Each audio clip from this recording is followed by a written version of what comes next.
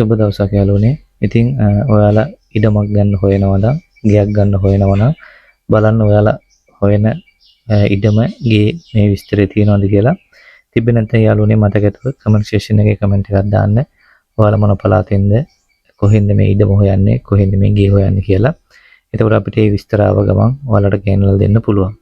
එහෙනම් යාළුවනේ වැඩි කතා නැතුව මේ විස්තර බලමු. මගේ channel එකට ඔයා තවමත් අලුත් කෙනෙක් නම් මතක ඇතුව channel එක subscribe කරලා තියාගන්න.